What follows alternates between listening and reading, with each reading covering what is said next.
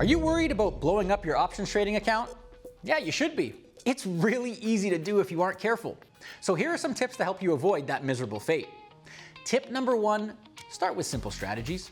Yeah, it might be tempting to trade a double-breasted iron butterfly like the trader you saw on TikTok. It sounds super interesting. Too bad I just made it up. But in any case, it can be tough to manage complex trades. And that's a recipe for disaster if the market moves against you. So start with simple, risk-defined strategies and work your way up from there. Buying calls or puts, selling covered calls, trading debit spreads, ones like that. Tip number 2, keep your trade sizing modest. That way, a few bad trades don't wipe out your bankroll. Options trader Heather Vanek over at Simpler Trading has a rule of thumb. No trade should ever be more than 5% of your account size. And most trades should be even smaller than that.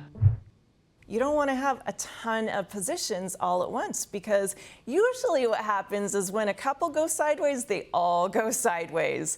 And not only does that really drain your account, but it drains your mental reserves as well. And your decision-making abilities actually go down when you're in, your brain kind of looks at it as like fight or flight when you have 8 positions that are all going against you as once. Tip number 3, only trade a few positions at a time. Because we all know how life works. If it can go wrong, it will go wrong, and probably all at once. That makes juggling a bajillion trades risky. You won't have the time or bandwidth to manage them all if the market moves against you. And that could mean big losses. Fewer open positions means less stress. And trust me, you're going to save a ton on drywalling and therapy sessions. Tip number 4, close out unnecessary risk.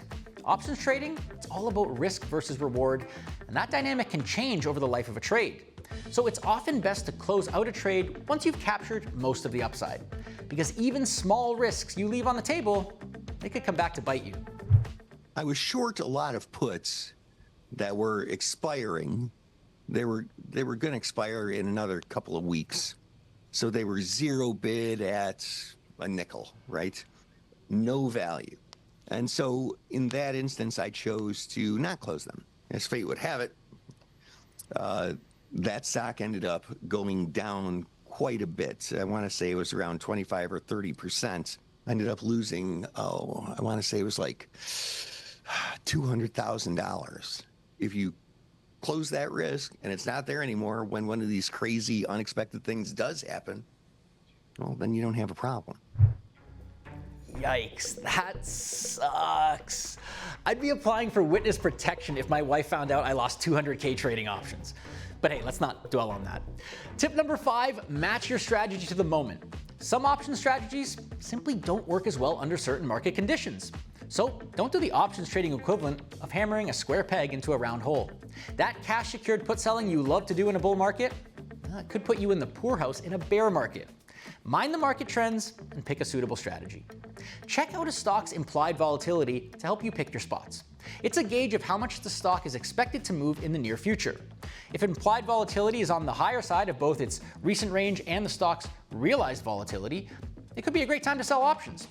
If it's not though, you might want to sit this one out or perhaps buy options instead. And lastly, tip number 6, take profit and cut losses early. Options trades can be very volatile. A win today could be a loss tomorrow, so don't get greedy trying to pick up every last penny of your trade. Have an exit price in mind before you enter the trade and trim your position in stages. You don't need to stick it out to the bitter end in losing trades, and you don't need to go all or nothing in winning trades. Exiting in stages can help minimize losses and guarantee some profit. And listen, you can always keep some skin in the game if you want a shot at a bigger payday. Here's how this trader does it when buying call options.